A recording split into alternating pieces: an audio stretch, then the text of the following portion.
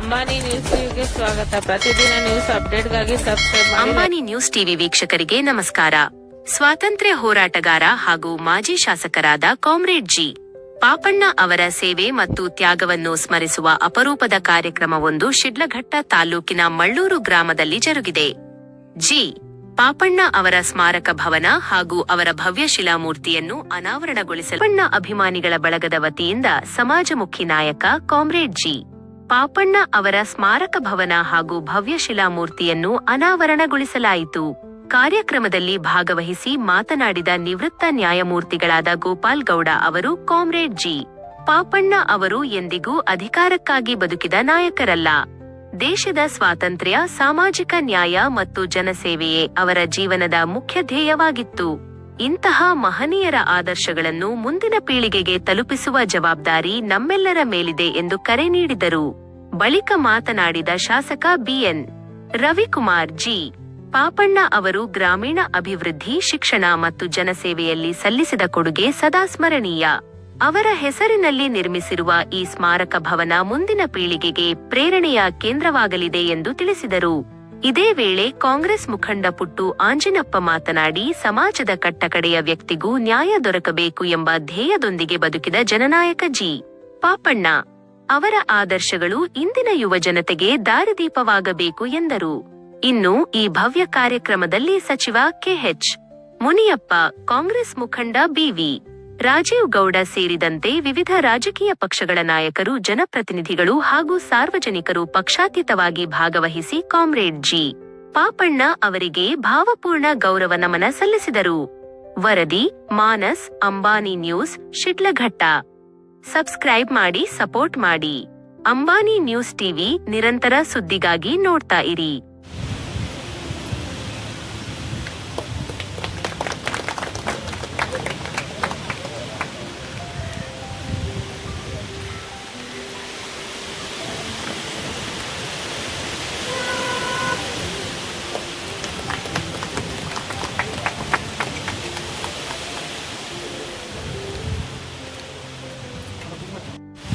ಅದೇ ರೀತಿ ನಮ್ಮ ರಾಜ್ಯದಲ್ಲಿ ಹಿಂದೆ ಮೈಸೂರು ರಾಜ್ಯ ಅಂತಿದ್ದಂಥ ಸಂದರ್ಭದಲ್ಲಿ 1952ರಿಂದ 57 ತನಕ ನಮ್ಮ ಶಿಡ್ಲಘಟ್ಟ ವಿಧಾನಸಭಾ ಕ್ಷೇತ್ರ ಮತ್ತು ಚಿಕ್ಕಬಳ್ಳಾಪುರ ವಿಧಾನಸಭಾ ಕ್ಷೇತ್ರದಲ್ಲಿ ಆಗಿನ ಕಾಲದಲ್ಲಿ ಜಿ. ಪಾಪಣ್ಣವರು ಮತ್ತು ನಮ್ಮ ಚಿಕ್ಕಬಳ್ಳಾಪುರದ ಮುನಿಯಪ್ಪನವರು ಇಬ್ಬರು ಈ ಭಾಗದಲ್ಲಿ ಶಾಸಕರಾಗಿ ಹಲವಾರು ಕಾರ್ಯಕ್ರಮಗಳನ್ನ ಇವತ್ತು ಜನಗಳ ಪರವಾಗಿ ಕೊಟ್ಟಿರ್ತಕ್ಕಂಥ ಒಂದು ಇತಿಹಾಸವನ್ನು ನಾವು ಗಮನಿಸಿದಾಗ ಇವತ್ತು ಜಿ. ಪಾಪಣ್ಣನವರ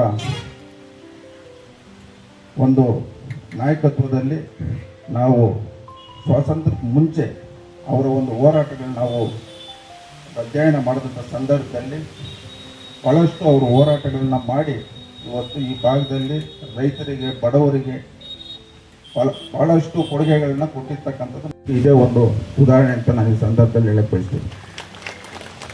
ಇವತ್ತು ಈ ಕ್ಷೇತ್ರದಲ್ಲಿ 1952 ಸಾರ್ವತ್ರಿಕ ಚುನಾವಣೆಯಲ್ಲಿ ಮೊದಲನೇದಾಗಿ ಅವರು ಶಾಸಕರಾಗಿ 1952 ತನಕ ಈ ಕ್ಷೇತ್ರದಲ್ಲಿ ಹಲವಾರು ಕಾರ್ಯಕ್ರಮಗಳು ಜನಗಳ ಪರವಾಗಿ ಕೆಲಸ ಮಾಡಿರೋಂಥದ್ದನ್ನ ನಮ್ಮ ವೆಂಕಟೇಶಣ್ಣವರು ಈ ವೇದಿಕೆಯಲ್ಲಿ ಹೇಳಿ, ಇವತ್ತು ನಾನು ಸಹ ಈ ಶಿಡ್ಲಘಟ್ಟ ವಿಧಾನಸಭಾ ಕ್ಷೇತ್ರದಲ್ಲಿ 8ನೇ ಶಾಸಕನಾಗಿ ಇವತ್ತು ಈ ಕ್ಷೇತ್ರದ ಸ್ವಾಭಿಮಾನ ಮತದಾರರು ನನಗೆ ಅಧಿಕಾರ ಕೊಟ್ಟಿದ್ದಾರೆ.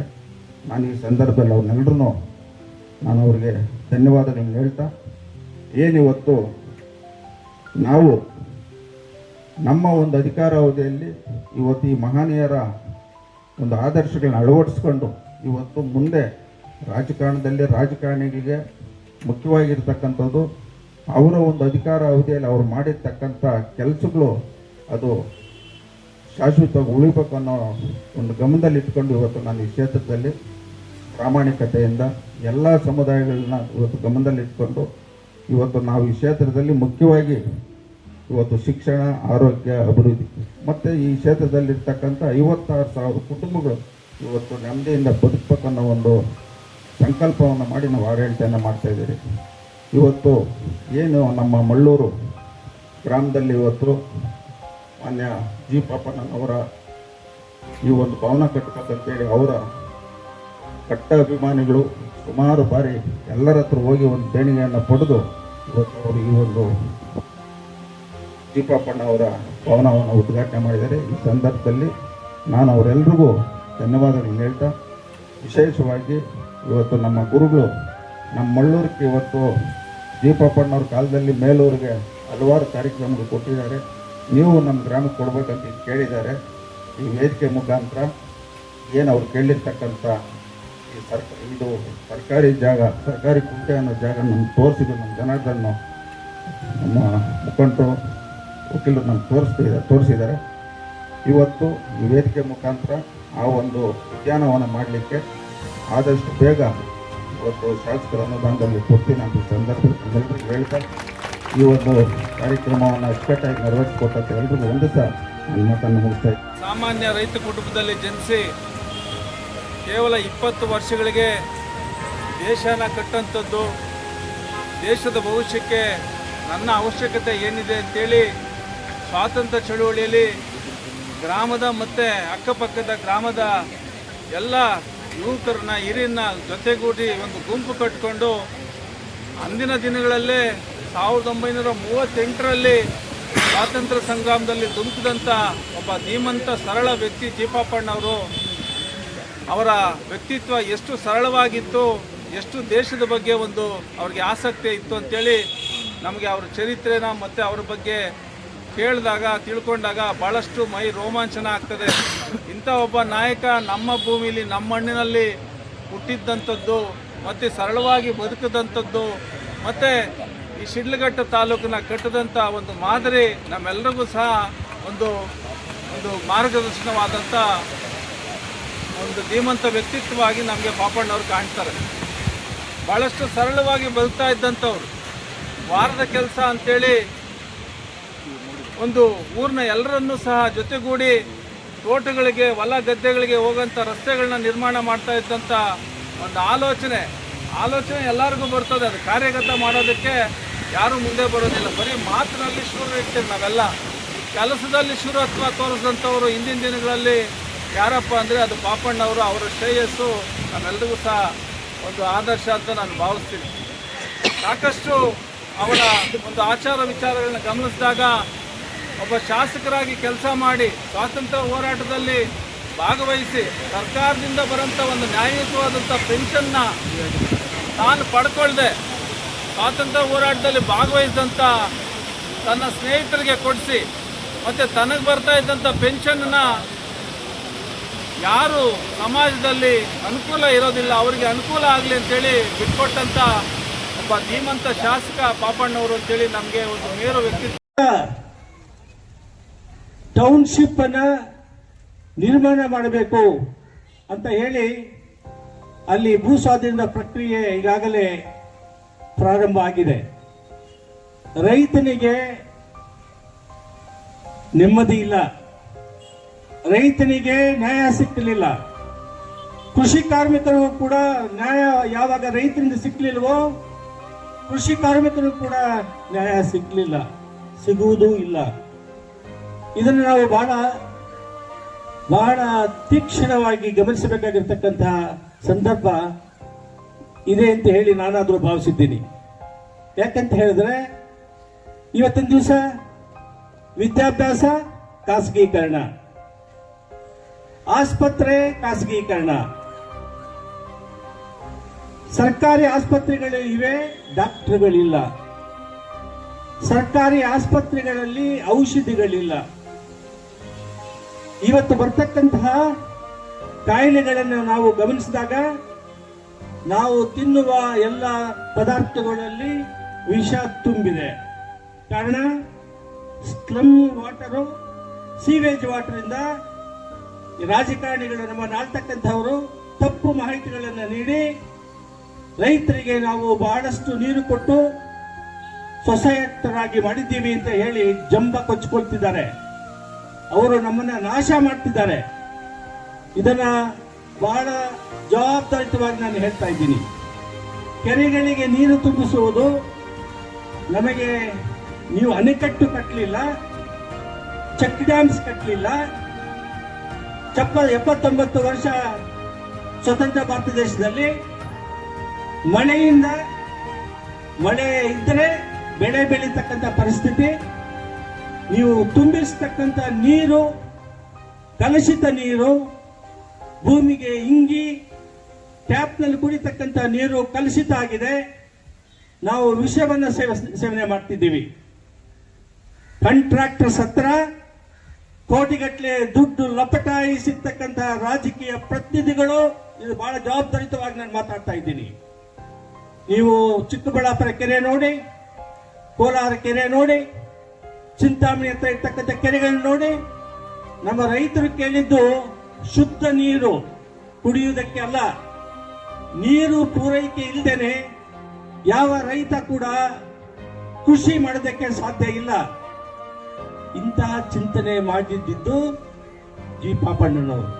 ಅದಕ್ಕೋಸ್ಕರ ಜಿ ಪಾಪಣ್ಣನವರ ನೆನೆಸ್ಕೊಳ್ತಕ್ಕಂಥದ್ದು, ಅವರ ರಾಜಕೀಯ ಧೀಮಂತಿಕೆಯನ್ನ ಸ್ಮರಿಸ್ತಕ್ಕಂಥದ್ದು ನಮ್ಮೆಲ್ಲರ ಜವಾಬ್ದಾರಿಯಾಗಿದೆ. ನೋಡಿ, ಇಷ್ಟು ಸಭೆಯಲ್ಲಿ ಎಷ್ಟು ಜನ ಯುವಕರಿದ್ದಾರೆ? 40% ಇದ್ದಾರೆ. ಯಾರಾದ್ರೂ ಯುವಕರು ಇಲ್ಲಿ ಕಾಣಿಸ್ತಾನೆ ಇಲ್ಲ. ಎಲ್ಲ ಕೂಡ ಸೀನಿಯರ್ ಸಿಟಿಸನ್ಸ್ ಇದ್ದಾರೆ ಇಲ್ಲಿ. ಅಂದ್ರೆ ನಮ್ಮ ಯುವ ಪೀಳಿಗೆ ಅಮೆರಿಕ ದೇಶದ ಆಗು ಹೋಗುಗಳು ಚಾನೆಲ್ ನಲ್ಲಿ ನೋಡಿ ಎಲ್ಲ ಡಿಜನರೇಟ್ ಆಗೋಗ್ಬಿಟ್ಟಿದ್ದಾರೆ. ಅವರಿಗೆ ಸಮಾಜದ ಬಗ್ಗೆ, ಅವರ ಬಗ್ಗೆ, ದೇಶದ ಬಗ್ಗೆ, ಸಂವಿಧಾನದ ಬಗ್ಗೆ ಯಾವುದೇ ಅವರಿಗೆ ಚಿಂತನೆನೇ ಇಲ್ಲ. ಆದ್ರಿಂದ ದೇಶದಲ್ಲಿ ಬಹಳಷ್ಟು ಸಮಸ್ಯೆಗಳು ನಮಗೆ ಕಾಡ್ತಾ ಇವೆ. ಅಂದ್ರೆ ನಿರುದ್ಯೋಗ ಸಮಸ್ಯೆ, ಉದ್ಯೋಗ. ನಾವು ಚೀಫ್ ಮಿನಿಸ್ಟರ್ ಅವರು ಕಾನ್ಫರೆನ್ಸ್ಗಳಲ್ಲಿ ಏನ್ ಕೊಡ್ತಾರೆ ಮುಖ್ಯಮಂತ್ರಿಗಳು? 14 ಲಕ್ಷ ಪದವೀಧರನ್ನ ಮಾಡಿದ್ದೀರಿ, ನಿಮ್ಮ ಜವಾಬ್ದಾರಿ. ಅವರು ಓದಿದ್ದಾರೆ, ಉದ್ಯೋಗ ಇದೆಯಾ ಅವರಿಗೆ? ಇಲ್ಲ. ನೋಡಿದಾಗ 1935 ಮುಖೇನ ಎಲ್ಲ ಅನುಚ್ಛೇದಗಳನ್ನ ಇಲ್ಲಿ ಪುನರ್ರಚಿಸಿದ್ರು ಕೂಡ 3ನೇ ಭಾಗದಲ್ಲಿ ನೈಸರ್ಗಿಕ ಹಕ್ಕುಗಳನ್ನ ಈ ದೇಶದ ಜನತೆಗೆ ನೀಡಿದ್ದಾರೆ. ಸಮಾನತೆ, ಸಮಾನ ಅವಕಾಶ, ಸಮಾನವಾದ ರಕ್ಷಣೆ ಎಲ್ಲ ಮತೀ ಜನರಿಗೆ, ಎಲ್ಲ ಜಾತಿ ಉಪಜಾತಿ ಜನರಿಗೆ, ಮಹಿಳೆಯರಿಗೆ ಮತ್ತು ಕಾರ್ಮಿಕ ವರ್ಗದವರಿಗೆ ಸಿಗ್ತಾ ಇಲ್ಲ. ಆರ್ಥಿಕ ಸ್ವಾವಲಂಬನೆ ಇಲ್ಲ. ಇವತ್ತಿನ ದಿವಸ GDP ಮತ್ತೆ ಬಹಳ ಬೇರೆ ರಾಷ್ಟ್ರಗಳಿಗೆ ಹೋಲಿಸಿದರೆ, ಶ್ರೀಲಂಕಾ ರಾಷ್ಟ್ರಕ್ಕೆ ಹೋಲಿಸಿದಾಗ ನಮ್ಮ ಪ್ರತಿಯೊಬ್ಬ GDP ಕಮ್ಮಿ ಇದೆ. ನಾವು ಆರ್ಥಿಕ ಸ್ವಾವಲಂಬನೆಯಲ್ಲಿ 129 ರಾಷ್ಟ್ರಗಳ ಪಟ್ಟಿಯಲ್ಲಿ ನಮ್ಮ ರಾಷ್ಟ್ರ 126ನೇ ರಾಷ್ಟ್ರವಾಗಿ ಉಳಿಕೊಂಡಿದೆ. ಇವೆಲ್ಲ ಏನ್ ತೋರಿಸ್ತದೆ? ಭಾಷಣಗಳ ಪ್ರಧಾನಮಂತ್ರಿಗಳು, ಮುಖ್ಯಮಂತ್ರಿಗಳು ಭಾಷಣ ಮಾಡ್ತಿದ್ದಾರೆ. ಆದರೆ ರೈತರ ಬದುಕು, ಗ್ರಾಮೀಣ ದೇಶದ ಬದುಕು ಏನು ಅಂತ ನೋಡಿದಾಗ ಅವರು ಅರ್ಥ ಮಾಡಿಕೊಂಡು ಸಂವಿಧಾನದ ಅಡಿಯಲ್ಲಿ ಆಡಳಿತವನ್ನು ನೀಡಬೇಕಾಗಿರ್ತಕ್ಕಂಥ ಅವಶ್ಯಕತೆ ಇದೆ. ಸಂವಿಧಾನದ ಅಡಿಯಲ್ಲಿ ಸೋಷಿಯಲಿಸ್ಟ್ ಅಂತಕ್ಕಂತಹ ಪದವನ್ನು ಸೇರಿಸಿದ್ದಾರೆ 42ನೇ ತಿದ್ದುಪಡಿಯಲ್ಲಿ. ಅದು ಸಾಧ್ಯ ಆಗ್ತದ ಅಂತಕ್ಕಂಥದ್ದು ನಮ್ಮ ಮುಂದೆ ಇರ್ತಕ್ಕಂತಹ ಪ್ರಶ್ನೆ. ಸಂಸದೀಯ ಪ್ರಜಾಪ್ರಭುತ್ವದ ವ್ಯವಸ್ಥೆಯಲ್ಲಿ ಸಮಾಜವಾದವನ್ನ ತರ್ತಕ್ಕಂಥದ್ದು ಈ ವ್ಯವಸ್ಥೆಯಲ್ಲಿ ಸಾಧ್ಯ ಇಲ್ಲ. ಅದು ಕ್ರಾಂತಿ, ಗೀತಾ ಅವರು ಹೇಳ್ತಾ ಇದ್ರಲ್ಲ, ಕ್ರಾಂತಿ ಮಾಡಿದ್ರೆ ಸಾಧ್ಯ. ಕ್ರಾಂತಿ ಆದ್ರೆ, ಕ್ರಾಂತಿ ಅಂತ ಹೇಳಿದ್ರೆ ತಪ್ಪು ಅರ್ಥೈಸಿಕೊಂಡು ಈ ಬಂಡವಾಳಶಾಹಿ ಏಜೆಂಟ್ಸ್, ರಾಜಕೀಯ ಪಕ್ಷಗಳ ಜನರು ಕಮ್ಯುನಿಸ್ಟ್ ಪಕ್ಷದವರ ಮೇಲೆ ಮಾರ್ಕ್ಸ್ವಾದದ ಸಿದ್ಧಾಂತದ ಮೇಲೆ ತಪ್ಪು ತಿಳುವಳಿಕೆಯನ್ನ ಜನರಿಗೆ ಮೂಡಿಸ್ತಿದ್ದಾರೆ. ಕಾರ್ಲ್ ಮಾರ್ಕ್ಸ್ ಸಿದ್ಧಾಂತ ಈ ಪ್ರಪಂಚದ ಎಲ್ಲ ಜನರು ಸೌಖ್ಯವಾಗಿ ಸಮಪಾಲು ಸಮಬಾಳು ಇದನ್ನು ಪ್ರತಿಪಾದನೆ ಮಾಡಿರ್ತಕ್ಕಂತಹ ಕುವೆಂಪು ಜ್ಞಾನಪೀಠ ಪುರಸ್ಕೃತರು ಮತ್ತೆ ಬಸವಣ್ಣನವರು ಹೇಳಿದಾಗೆ ಮಹಿಳೆಯರಿಗೆ ಸಮಾನತೆ ಅಂತ 12ನೇ ಶತಮಾನದಲ್ಲಿ ಹೇಳಿದರು. 79 ವರ್ಷಗಳಾದ ಮೇಲೆ 900 ವರ್ಷಗಳ ತದನಂತರ ಹೆಣ್ಣು ಮಕ್ಕಳಿಗೆ ಸಮಾನತೆ ಇದೆಯೇ ಅಂತ ಕೇಳಿ ಪ್ರಶ್ನೆ ಹಾಕಿದಾಗ ಅದು ಸಂವಿಧಾನದ 3ನೇ ಭಾಗದಲ್ಲಿ ಮಾತ್ರ ನಮೂದಿಸಿದ್ದಾರೆ, ಅನುಷ್ಠಾನಕ್ಕೆ ತರಕ್ಕೆ ಆಗಲಿಲ್ಲ. ಮಾಡಿಕೊಂಡು ನಾವು ಹೋರಾಟಗಳನ್ನ ಮಾಡ್ತಕ್ಕಂಥದ್ದು ಬಹಳ ಅವಶ್ಯಕತೆ ಇದೆ ಅಂತೇಳಿ ನಾನು ಈ ಸಂದರ್ಭದಲ್ಲಿ ನಿಮ್ಮೆಲ್ಲರ ಗಮನವನ್ನು ಸೆಳೆಯುತ್ತಿದ್ದೇನೆ. ನಾವು ಹೊಸ ನಾಡು ಇರುವ ಎಲ್ಲವನ್ನೂ ಎಲ್ಲ ಜನಕ್ಕೆ ಸಮನಾಗಿಸುವ, ಸಮಬಗೆಯ, ಸಮಸುಖದ, ಸಮ ದುಃಖದ, ಸಾಮರಸ್ಯದ ಗಾನ ಲಹರಿಯ ಮೇಲೆ ಎಲ್ಲರನ್ನ ಜೈಲ್ಗೆ ಹೋಗೋಂಗೆ ಮಾಡಿದವರು ಅನ್ನೋದು ಅದೇನು ಸುಮ್ಮನೆ ವಿಷಯ ಅಲ್ಲ. ಯಾವುದೋ ಒಂದು ಊರಲ್ಲಿ ಒಬ್ಬರು ಇಬ್ಬರು ಇರ್ತಾರೆ, ಆದರೆ ಈ 20 ಜನ ಜೈಲಿಗೆ ಹೋಗಂಗೆ ಮಾಡಿ ಅವರೆಲ್ಲರೂ ಈ ಪೆನ್ಷನ್ ತಗೊಳ್ಳೋದಕ್ಕೆ, ಸ್ವಾತಂತ್ರ್ಯ ಹೋರಾಟಗಾರ ಪೆನ್ಷನ್ ತಗೊಳ್ಳೋದಕ್ಕೆ ಅಷ್ಟಂತ ಹೋರಾಟ ಮಾಡಿದ್ರು ಅನ್ನೋದೇನು ಸುಮ್ಮನೆ ವಿಷಯ ಅಲ್ಲ. ಅವರು ಕ್ವಿಟ್ ಇಂಡಿಯಾ ಹೋರಾಟ ಬಹಳ ದೊಡ್ಡ ಪ್ರಮಾಣದಲ್ಲಿ ಭಾಗವಹಿಸಿದ್ದು, ಹಲವಾರು ಹೋರಾಟಗಳಲ್ಲಿ ಅದಕ್ಕೆ ಮೊದಲು ಕೂಡ ಭಾಗವಹಿಸಿದ್ರು. ಆಧಾರಿತ ರೇಷ್ಮೆ ಕೃಷಿ ಹೈನುಗಾರಿಕೆಗೂ ಸಹ ಒತ್ತನ್ನು ನೀಡಿದರು. ವಯಸ್ಕರ ಶಿಕ್ಷಣವನ್ನು ಆರಂಭಿಸಿದರು. ಮಾತ್ರವಲ್ಲದೇ ಮಹಿಳಾ ಸಮಾಜವನ್ನು ಬಾಲಬೋಧೆ ಅಂದರೆ ಗ್ರಾಮದಲ್ಲಿ ಶಿಶು ವಿಹಾರವನ್ನು, ಸಹಕಾರಿ ಶಿಕ್ಷಣ ಸಂಸ್ಥೆ, ಆರೋಗ್ಯ ಕೇಂದ್ರ, ಗ್ರಾಮ ನೈರ್ಮಲ್ಯ, ಸಹಕಾರಿ ಮಳಿಗೆ, ಸಾಮಾಜಿಕ ನ್ಯಾಯ ಮುಂತಾದ ಕ್ಷೇತ್ರಗಳಿಗೆ ನೀಡಿದ ಕೊಡುಗೆ ಅವಿಸ್ಮರಣೀಯ ಹಾಗೂ ಇಂದಿಗೂ ಅನುಕರಣೀಯ. ದಿವಂಗತ ಜಿ ಪಾಪಣ್ಣನವರು ನಮ್ಮ ರಾಜ್ಯದ ಸಹಕಾರಿ ಕ್ಷೇತ್ರಕ್ಕೆ ಸಲ್ಲಿಸಿರುವ ಸೇವೆಯನ್ನು ಗುರುತಿಸಿ 2004ರಲ್ಲಿ ಕರ್ನಾಟಕ ಸರ್ಕಾರ ಸಹಕಾರ ರತ್ನ ಪ್ರಶಸ್ತಿ ಪ್ರದಾನ ಮಾಡಿ ಗೌರವಿಸಿದೆ. ಸೊ ಈ ಒಂದು ಕಾರ್ಯಕ್ರಮಕ್ಕೆ ಈಗಾಗಲೇ ಅತಿಥಿಗಳು ವೇದಿಕೆಯನ್ನು ಅಲಂಕರಿಸಿದ್ದಾರೆ. ಆತ್ಮೀಯರೇ, ಈ ಕಾರ್ಯಕ್ರಮದ ವಿದ್ಯುಕ್ತವಾಗಿ ಪ್ರಾರ್ಥನೆಯೊಂದಿಗೆ ಆರಂಭ ಮಾಡೋಣ. ಪ್ರಾರ್ಥಿಸಲಿದ್ದಾರೆ ಕುಮಾರಿ ಕಾವ್ಯ ಮತ್ತು ದೃಷ್ಟಿಕೋನ ಇಲ್ಲದೇನೆ ಎಲ್ಲರೂ ಕೂಡ ಸಹಕಾರ ನೀಡಿ ಈ ಒಂದು ನೇತೃತ್ವ ಸ್ಮಾರಕ ಭವನವನ್ನ ಮತ್ತು ಅವರ ಶಿಲಾನ್ಯಾಸನವನ್ನ ಇವತ್ತೊಂದು ದಿವಸ ನಡೆಸಲಿಕ್ಕೆ ದಾರಿ ಮಾಡಿಕೊಟ್ಟಿದ್ದಾರೆ. ಖಂಡಿತವಾಗಲೂ ಈ ಗ್ರಾಮದ ಎಲ್ಲ ಪ್ರೇಮಿಗಳಿಗೂ ಕೂಡ ನಾನು ಈ ಸಂದರ್ಭದಲ್ಲಿ ವಂದನೆಗಳನ್ನು ಪಕ್ಷದ ವತಿಯಿಂದ ಸ್ವಾಗತಿಸ್ತೇನೆ. ಬಂಧುಗಳ ಒಂದೇ ಕ್ಷೇತ್ರದಲ್ಲಿದ್ದಂಥ ಸಂದರ್ಭದಲ್ಲಿ ಅವರು ಪ್ರಥಮವಾಗಿ ಈ ವಿಧಾನಸೌಧ ಮೆಟ್ಟಲೇರಿರ್ತಕ್ಕಂಥ ಒಬ್ಬ ಸದಸ್ಯರಾಗಿದ್ದರು. ಅದಾದ ನಂತರ ನಮ್ಮ ಜಿಲ್ಲೆಗಳಲ್ಲಿ ಈ 2 ತಾಲೂಕನ್ನು 2 ಕ್ಷೇತ್ರಗಳನ್ನು ಕೂಡ ಬೇರೆ ಬೇರೆ ಮಾಡಿದ್ದಾರೆ. ಇಂಥ ಹೋರಾಟಗಳಿದ್ದರು, ಎಷ್ಟೇ ಹೋರಾಟಗಳಿದ್ದರು, ಅದು ಜನಪ್ರಿಯ ಹೋರಾಟಗಳಾಗಿದ್ದರೂ ಕೂಡ ಇವತ್ತೊಂದು ದಿವಸ ಚುನಾವಣೆಗಳು ಯಾವ ರೀತಿ ನಡೀತದೆ ಅಂತಕ್ಕಂಥ ನಿಮಗೆಲ್ಲರೂ ಗೊತ್ತಿರ್ತಕ್ಕಂಥದ್ದು, ಅದನ್ನೇನು ಬಚ್ಚಿಡಬೇಕಾದಂಥದ್ದೇನಿಲ್ಲ. ಅದರಿಂದ ಆ ಸಂದರ್ಭದಲ್ಲಿ ಅವರು ಕೆಲವು ಸಾರಿ ಸೋಲುಗಳನ್ನು ಕೂಡ ಅನುಭವಿಸಿದ್ದಾರೆ. ನಾವು ಅವರ ಜೊತೆಯಲ್ಲಿ ಬೆಳೆದಂಥವರು, ನಮ್ಮನ್ನೆಲ್ಲ ಅವರು ಬೆಳೆಸಿರ್ತಕ್ಕಂಥವರು, ನಾವು ಕೂಡ ಅವರು ಹಾಕಿರ್ತಕ್ಕಂಥ ಪಂಕ್ತಿಯಲ್ಲಿ ಇವತ್ತು ನಾವು ನಡೀತಾ ಇದ್ದೇವೆ. ಅವ್ರು ಹಾಕಿದಂಥ ದಾರಿಯಲ್ಲಿ ನಾವು ಹೋಗ್ತಾ ಇದ್ದೇವೆ. ಅದೇ ರೀತಿಯಲ್ಲಿ ನಾವು ಇವತ್ತಿನ ದಿವಸಕ್ಕೂ ಕೂಡ ಕೆಲಸ ಮಾಡ್ತಾ ಇದ್ದೇವೆ. ಈ ಒಂದು ಸಂದರ್ಭದಲ್ಲಿ ಅವರು ಎಷ್ಟು ಸರಳ ವ್ಯಕ್ತಿ ಅಂತಂದರೆ, ಅವರು ಕಮ್ಯುನಿಸ್ಟ್ ಪಕ್ಷಕ್ಕೆ ಒಂದು ಸಮಾಜವಾದ ಮತ್ತು ಸಮತಾವಾದದ ಅಡಿಯಲ್ಲಿ ನಾನು ಮುಂದೆ ಹೋಗಬೇಕು ಅಂತಕ್ಕಂಥ ದೃಷ್ಟಿಯಿಂದ ಈ ದೇಶದಲ್ಲಿ ಆ ಒಂದು ವಾದ ಬೆಳೀಬೇಕು, ಅದು ವಿಸ್ತಾರ ಆಗಬೇಕು, ಈ ದೇಶದ ಜನರಿಗೆ ಅದರ ಅನುಕೂಲತೆಗಳನ್ನು ಕೊಡಬೇಕು ಅಂತಕ್ಕಂಥ ದೃಷ್ಟಿಯಿಂದ ದೀರ್ಘವಾದಂಥ ಸಣ್ಣ ಹೋರಾಟದಿಂದ ದೊಡ್ಡ ಮಟ್ಟದ ಹೋರಾಟವರೆಗೂ ಕೂಡ ಅವರು ಕೆಲಸ ಮಾಡಿದ್ದಾರೆ. ಕೆಲವು ಸಂದರ್ಭ ನಾಟ್ಯಪೆಟ್ಟನ್ನು ಅನುಭವಿಸಿದ್ದಾರೆ ನಮ್ಮ ಜೊತೆಗೆ. ಹೀಗೆಲ್ಲ ಅವರು ಕೂಡ ಸತತವಾಗಿ ಪಕ್ಷದ ಕೆಲಸ, ಸಂಘಟನೆ ಕೆಲಸ ಅಂತಂದರೆ ಯಾವುದೇ ಕೆಲಸನೂ ನೋಡ್ತಾ ಇರಲಿಲ್ಲ. ಅವರು ಮುಂಚೂಣಿಯಲ್ಲಿದ್ದು ನಮ್ಮನ್ನೆಲ್ಲರೂ ಕೂಡ ಪ್ರೋತ್ಸಾಹಿಸ್ತಾ ಇದ್ರು, ಬೆಳೆಸ್ತಾ ಇದ್ರು. ಭೂಮಿ ಹೋರಾಟ 72ರಲ್ಲಿ ಭೂಮಿ ಹೋರಾಟ ಮಾಡಿ 3600 ಎಕರೆಯನ್ನು ಬಡವರಿಗೆ ಹಂಚಲಿಕ್ಕೆ ನಮ್ಮಿಂದ ಸಾಧ್ಯ ಆಯಿತು. ಇವತ್ತಿಗೂ ಕೂಡ ಅವರು ಅದರಲ್ಲಿ ಜೀವನ ಮಾಡಲಿಕ್ಕೆ ಸಾಧ್ಯ ಆಗಿದೆ. ಅದೇ ರೀತಿಯಲ್ಲಿ ಶಿಡ್ಲಘಟ್ಟದಲ್ಲಿ ನೀವು ನೋಡಿರ್ಬೋದು, ಸೇರಿ ಬಿಟ್ಟರೆ ದಿಬ್ಬುರಳ್ಳಿ ರಸ್ತೆಯಲ್ಲಿ ಒಂದು ಮನೆ ಇರಲಿಲ್ಲ. ಅವರಿಗೆಲ್ಲರಿಗೂ ಕೂಡ ಅಲ್ಲಿ ಇರ್ತಕ್ಕಂಥ ಸಂದರ್ಭದಲ್ಲಿ ಅವ್ರಿಗೆ ಯಾಕೆ ಆಮೇಲೆ ಯಾವಾಗಲೂ ಕಾಯಿಲೆಗಳಿಗೆ ಸಿಕ್ಕಿ ಅವ್ರ ಮಕ್ಕಳು ಹೆಂಗಸರು ಅವರು ಅನೇಕ ಕಾರ್ಮಿಕರು ಇವತ್ತಿನ ದಿವಸ ಅಲ್ಲಿ ಸಾಯ್ತಾ ಇದ್ರು. ಯಾಕೆ ಹಿಂಗಾಗ್ತಾ ಇದೆ ಅಂತೇಳಿ ನಾವು ಸರ್ಚ್ ಮಾಡಿದಂಥ ಸಂದರ್ಭದಲ್ಲಿ ಪ್ರತಿಯೊಂದು ರಾಟೆಗೂ ಹೋಗಿ ಪ್ರತಿಯೊಂದು ಬೇಸಿನ ಹತ್ರ ಹೋಗಿ ನಾವು ಸರ್ವೆ ಮಾಡಿದ್ವಿ.